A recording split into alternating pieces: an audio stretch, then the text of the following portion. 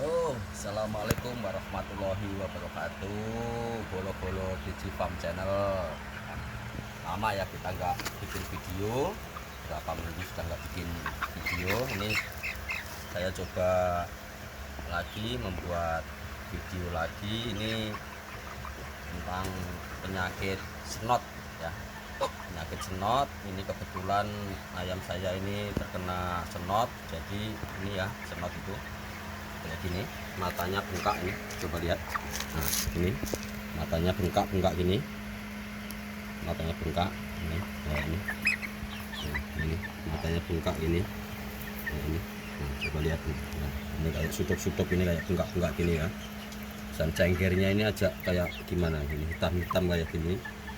Nah ini ciri-ciri penyakit snot ya. Jadi penyakit snot ini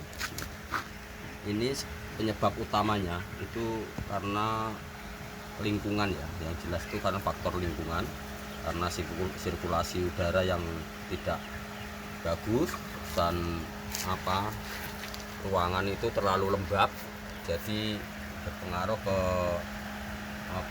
ke pernapasan ataupun ke ini ya, penglihatan juga. Pernapasan itu biasanya cekrek masuknya, nanti kalau sudah cekrek terlalu parah ya ini larinya pasti ke snot ini ya, pasti larinya ke snot pasti itu.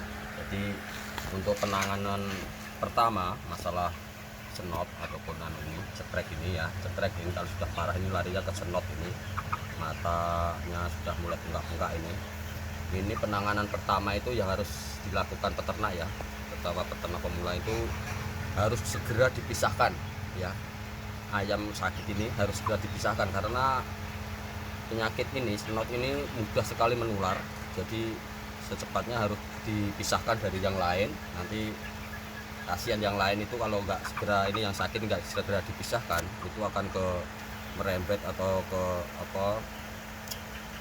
cepat menular yang lain. Jadi harus cepat ke penanganannya, itu harus yang paling pertama, pertolongan pertama itu harus segera dipisahkan ya. Dari segera. Yang kedua itu masalah kandang itu harus cepat-cepat kita sterilkan ataupun kita semprot dengan antisep ataupun dengan Baiklin atau apapun lah yang bisa mensterilkan kandang, jadi bisa mencegah ataupun penularan penularan penyakit gitu ya. Jadi bisa membunuh kuman-kuman yang disebabkan dari bakteri.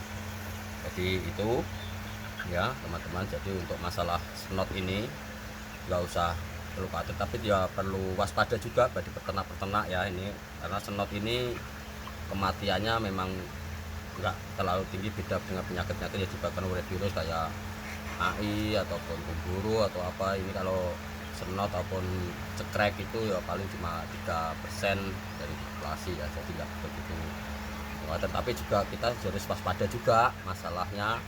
Biasanya punya ayam kalau sudah kena gini itu nafsu makannya itu menurun sekali. Jadi sangat menurun nafsu makannya, itu berpengaruh ke bobot ayam ya, ke bobot ayam. Jadi biasanya ayam itu kalau sudah terkena gini penyakit ini pasti larinya ke bobotnya pasti berkurang, pasti melorot bobotnya.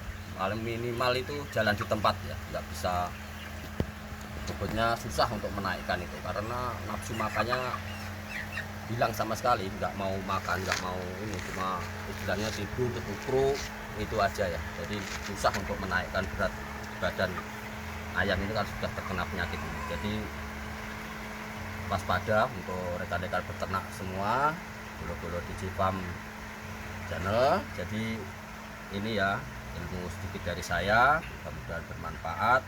Jadi untuk penanganan snot ini yang paling pertama itu kita pisahkan dulu ya, kita pisahkan dulu. Untuk masalah obat itu, obat-obat kimia itu banyak di toko-toko poultry yang jual obat snot ini. Jadi saya juga nggak mau menyebut merek obatnya apa, yang jelas banyak obat-obat cekrek, obat snot itu banyak di poultry. Kalau saya biasanya lebih ke ini, masalah ke obat alami atau pon-pon ya. Kalau saya itu sering di bawang putih kita kasih kunir, kita kasih daun pepaya, kita blender, kita kasihkan ke minumnya ya. Itu paling enggak minimal untuk meminimalisir ya, meminimalkan masalah ini ya, masalah penyakit ini. Jadi untuk rekan-rekan semua ya, perlu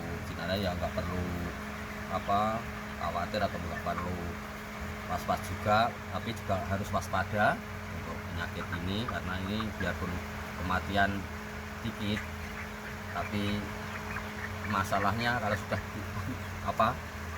ayam kalau sudah begini susah mau naikkan bobotnya itu. Jadi untuk peternak apalagi kalau sudah mendekati masa panen susah jadi peternak kalau sudah masuk penyakit kayak gini. Jadi itu dulu ya rekan-rekan dari kami dari Digipam Channel. Kalau ada ilmu yang bermanfaat ya itu mata-mata dari istilahnya sedikit pengalaman saya. Kalau misalkan ada kekurangan, ada salahnya, mungkin saya juga baru peternak pemula, jadi mohon supportnya, di subscribe channel ini supaya channel ini lebih cepat berkembang. Kalau ada yang suka dengan video ini di like, kalau ada permasalahan ataupun ada kritik saran bisa komen di kolom komentar. Jika misalkan ini perlu di share ke rekan-rekan yang lain, tolong di share biar rekan-rekan yang lain bisa tahu ya, karena Digipam Channel ini tempatnya berbagi ilmu ya. Terima kasih, sekian dari saya Digipam Channel. Bila taufiq dari saya, wassalamualaikum warahmatullahi wabarakatuh. Bye.